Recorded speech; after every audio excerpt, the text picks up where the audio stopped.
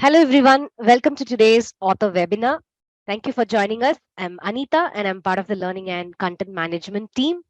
Joining me from the Learning and Content Management team are my colleagues Ulian, Sridevi, and we also have few of our researcher support team supporting us. So thank you very much, Sandhya, for joining this session. So before we begin, a few housekeeping items. Firstly, please take a few moments to complete the poll that you will see on your screens now. And if you have a question at any time during the content of the session, please use the Q&A option to send your questions directly to us. And we will try to answer as many as possible questions as possible today during the session in the Q&A channel. And if we cannot answer all your questions, we'll reply to you directly after the session unless you post the questions anonymously. And we will also try to cover some of the frequently asked questions at the end of the session today. And for the best view, you may wish to drag the central bar on your screen to the right to enlarge the screen that we are sharing. And you may also wish to enable live transcripts via the bar on the bottom of your screen. Finally, our session is being recorded today, and you will be sent a link when the recording is ready. So now let's take a look at the agenda for today. So we will start by giving you an overview of the revision process in Editorial Manager. Please note that the steps may vary depending on the journal configuration and the type of article being submitted. We will also provide you a brief explanation of the various editorial statuses your submission may progress through in Editorial Manager. And finally, we will give you some information on the track your submission service, which is provided by Elsevier. So now let's get into Editorial Manager test site and explore the revision submission process together. And please note that I'm going to be using our training site for the demonstration purpose with dummy users and dummy submissions. So the training site is basically a good replica of the live environment, but it will look slightly different to your own profile. So please don't worry if you don't see things today that you normally see and when you log into your profile. So this may be primarily due to the rights and permissions that each role has for the journal, and that may differ from journal to journal. So now let's move into the Editorial Manager screen. Ulian, I hope the screen is all clear. Yes, Anita, if you can make the screen a little bit bigger. Yes, definitely. Thank you. Is it all okay now? Yes, perfect. Thank you. Okay, thank you very much, Ulian. So first of all, for instructions on how to submit your revision, we have actually created a short video guide, which will be really helpful. So please watch the submitting revision in Editorial Manager, which is linked here.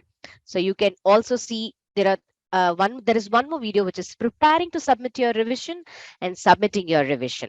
So please watch out for these video prior to submitting. And it is definitely important for you to understand the journal's specific requirements, as these may vary from journal to journal. So there are few places where revision instructions may be found. The first one is always the journal's guide for authors, which you can access from the About button here. So click here and just navigate to the instruction for authors link. And this will contain all specific instructions for submitting your revision. And the second place where revision instructions can be found is the decision letter, which you would have received via email. So this letter may also be easily accessed via Editorial Manager. And now let's see how do we do that. So from your author main menu, so we are now in the author main menu, click the submissions needing revision folder located under the revisions section. So I've already prepared a test manuscript for this webinar purpose. So let's get in here. And you might see like there are so many other papers which is under revision, and you can see that details here. So locate the manuscript you plan to modify. So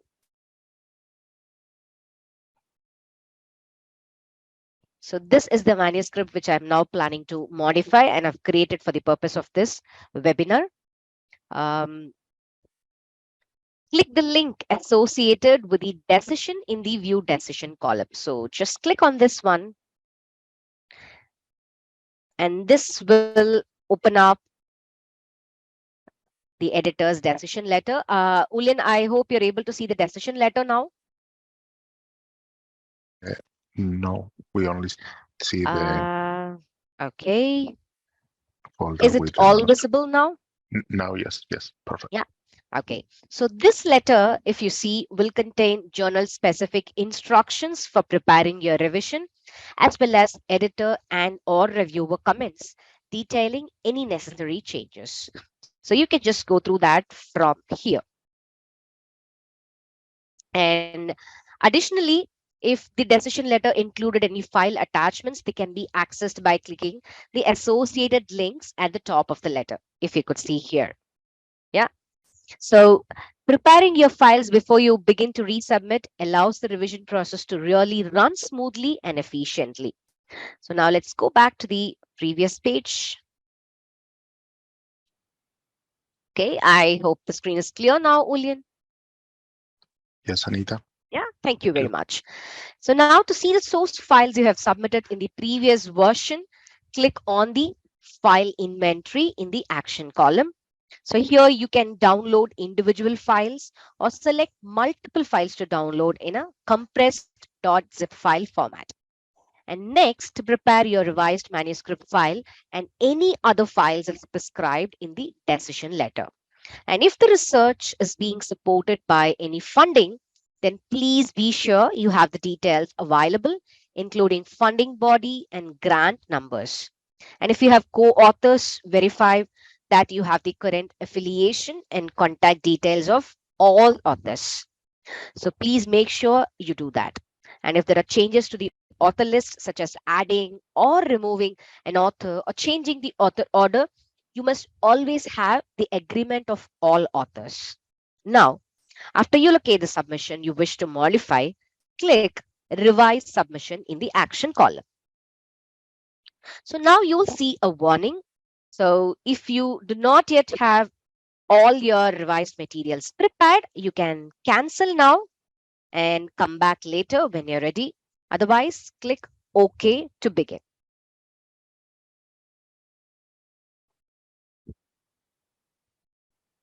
Okay.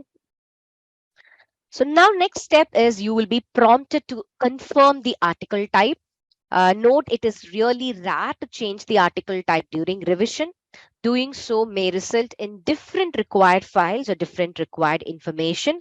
So always refer to the guide for author link for more information. And when you're ready, you can click on proceed button.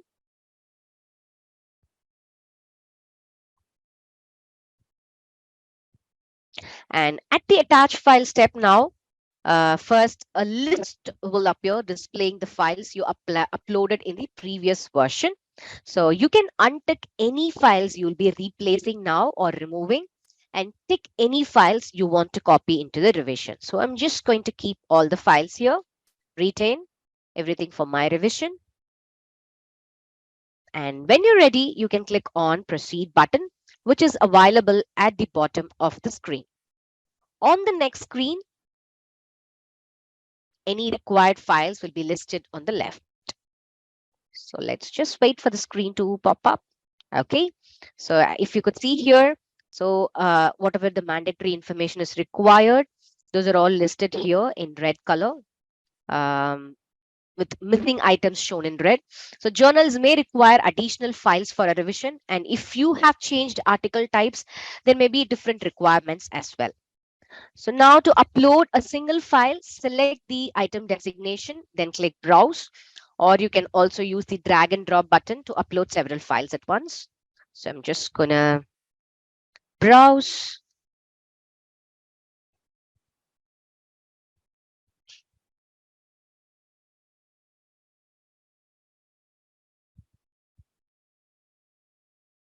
Okay. And I have now uploaded my response to reviewer file, detailed response to reviewer file, which is really mandatory here.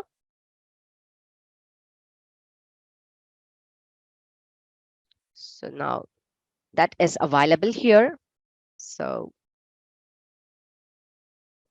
choose the item description properly.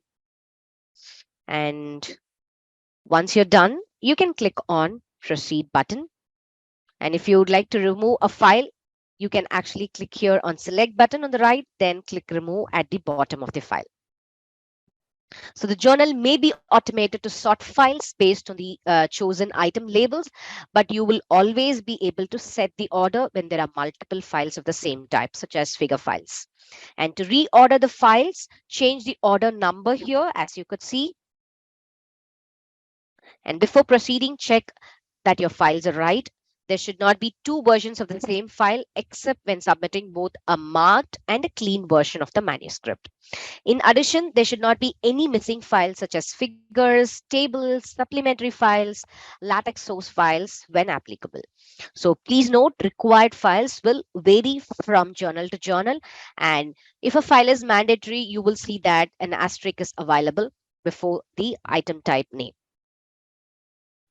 So when you're sure you have all the files in the correct order, click on proceed button to continue.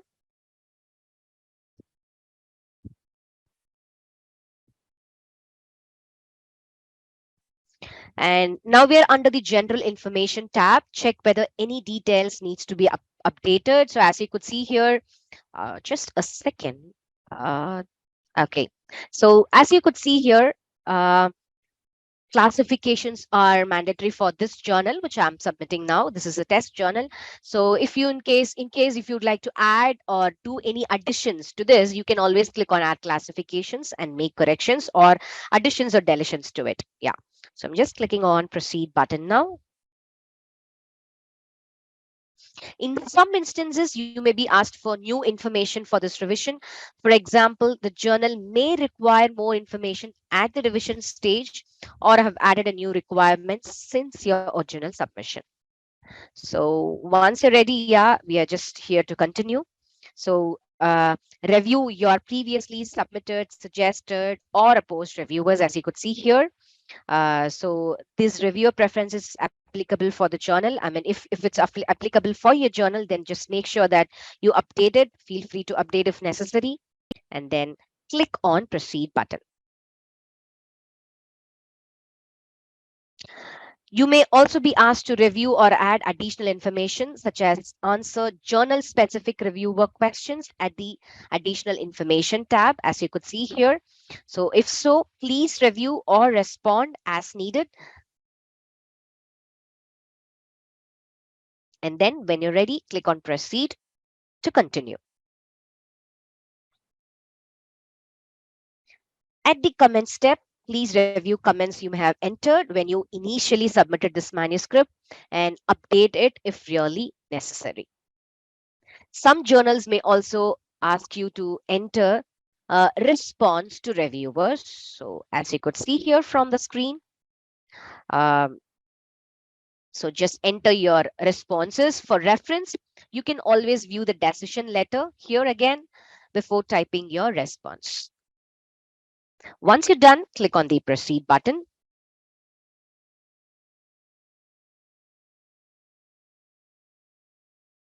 On the manuscript data page, check everything carefully. So just verify all the details so you can just do any changes to your abstract, keywords, authors, or the funding information. So if you need to update the contact information for any authors, just click on this plus button and then go and click on this pencil button to make any changes. So once you're done, click on the next button to make any changes to the funding information. And once you're ready, yes, so we are all set now. So if there are any information which you feel that should be updated, you can always go back, finish, and then come to this page. And if you'd like to save and submit it later, you can always use the save and submit later button. If not, just click on the PDF for approval.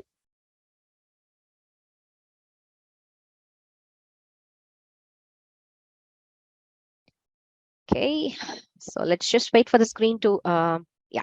So now we have been automatically redirected to the revisions waiting for approval by the author. So let's just wait here. The screen will automatically reload and the action list will appear once the PDF is ready. This usually takes only a minute or two, but can be longer when there are many images or other file images. So as you could see here, it is now available. So click view. Okay, the page is refreshing. Okay, so click on view revision to open or download the PDF. Check that your files appear as you intended. For journals that require a response to reviewers as text comment, you can also preview that by clicking author response from here. If you need to make any changes, click on edit revision to return to the submission screen. You can also view the correspondence history or send an email to the journal. And when you're ready to submit your revision, click on approve revision. When you click OK to approve, your revision is submitted to the journal. Okay, just a second. The screen is just keep on refreshing. Let me click on approve revision once again. And there might be a warning message which will ask you, are you sure you want to approve this submission? So if you're double sure, just click on OK button. And your revision is now submitted to the journal. So this may take a minute or two. Just wait for the confirmation message to appear. Yes, we have the confirmation message here now. So this is how you can actually go ahead and submit your revision in Editorial Manager. So now let's get back to the presentation to continue with the rest of our agenda. Okay. Ulian, just a confirmation to see if my screen is all clear. Yes, Anita, we can see your presentation. Thank you very much, Ulian, for confirming. So yeah, as I mentioned, now we are going to look into how do you track your submission in Editorial Manager. So when author finishes writing his paper and submits it to the journal, the system shows the status of the manuscript as manuscript submitted. And based on the workflow of the journal, the editorial office or editor performs a technical check on your manuscript, and they will check the manuscript word count, format, and figure quality, etc. The next step is assigning it either to the editor-in-chief or an associate editor for further handling. Journals usually have multiple associate editors who are experts in a particular niche within the broader subject area. So your manuscript will be handled by the editor who has the highest level of understanding and experience with your paper's research topic. So the status will remain with editor until the editor either makes a decision or invites reviewers. So the handling editor has different action choices now. So he or she can make a desk rejection, as you could see here, send the paper for revision, or invite reviewers. So the editor conducts an initial screening of your paper and assesses against several criteria such as novelty, priority, and scope. And if your paper is a better match for another journal, you will be offered a manuscript transfer. Also, it's possible that your paper does not meet some of the assessment criteria, and then the editor will reject it before going into peer review. If the editor decides that your paper is a good match for the journal, they will identify 2 or 3 independent reviewers depending on the journal configuration and send them an invitation to review your manuscript. So when the editor invites reviewers, the status of the manuscript changes to under review.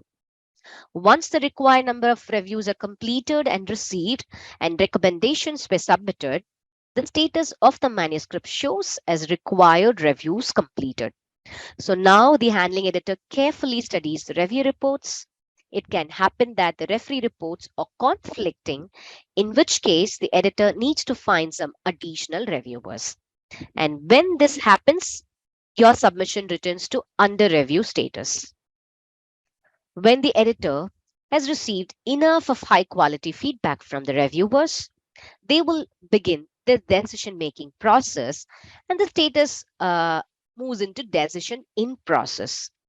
So I think we also had some question regarding the decision in progress term in the Q&A section at the beginning of this session. So this is what is the meaning of decision in process.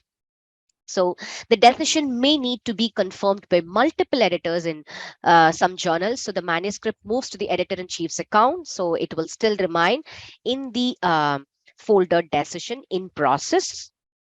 And when the editor-in-chief submits his decision, so I mean, it can be any of the following ones. So as you could see, revise. So the editor is requested that you will revise the submission. So you will find the details of the changes required and the deadline for your revision in the decision letter, as I showed you in the first part of today's webinar. So the next one is completed, accept or reject. So the submission process is completed with either an accept or a reject decision. In case of an accept decision, the manuscript will begin its production process and you will receive further information. The next one is transfer pending. So the editor has rejected your paper and suggested to transfer it. So the editor is recommended the submission be transferred to another journal via our automatic article transfer service, and you're offered a transfer. So we will await your response before proceeding any further. And the last one, as you could see, is uh, submission transferred. So you accepted the transfer and the submission is now being transferred to another journal. So we've also published a video on submission status explainer, which will explain you how your submission progresses after submitting the manuscript, and the link of the video will now be posted in the chat section. So please bookmark it for your future reference. So the next thing we are going to see is like, how do you track your submission live? So how do you go and see what is the status of my submission? So we have now introduced a submission tracker tool to more than 2000 plus Elsevier journals. So once a journal is using submission tracker, which is also termed as track your submission service, an email is sent to the corresponding author when the first reviewer is invited. So as you could see from the screenshot, the email contains a link to the submission tracker landing page. So where the author can view the status of the review process of their submission. Note that the same link will remain active throughout the end-to-end peer review process. And we expect to have the track your submission service available to all journals in the near future. So this is how the track your submission tool landing page looks like for a submission. So as you could see here, you can monitor the complete status of your manuscript. So you could see the status and how many reviews have been completed, how many reviewer invitations have been accepted, and all the details are available here. So this is about how do you track, I mean, how do you use the track your submission service from Editorial Manager. So the next thing we're going to see here is like, did you know? So this is a section, with some additional information for the authors. So data validation is necessary for all types of research. So for quantitative research, the quality of data can be enhanced by selecting the correct methodology, avoiding biases in the study design, choosing an appropriate sample size and type, in conducting suitable statistical analysis. So qualitative research is prone to the use of incomplete and or poor quality data. So it is extremely important to validate your data by incorporating a range of clear and objective questions and surveys, bulletproofing multiple choice questions, and setting standard parameters for data collection. And if you'd like to learn more about data validation and its importance, just head over to our latest blog. I'll also paste this link in the chat section in some time for your reference. So please bookmark it for your easy reference. And so that brings us to the end of our webinar today. So thank you for listening to the content. And after the session, we'll send you an email that will contain some of the helpful links to the webinar recording and some of the short video guides that relate directly to the topic today. So please look out for that email. And please now complete the short poll that will appear on your screen before you could leave. And your answers will really help us to deliver more webinars like this one. And thank you for joining us once again. See you next time.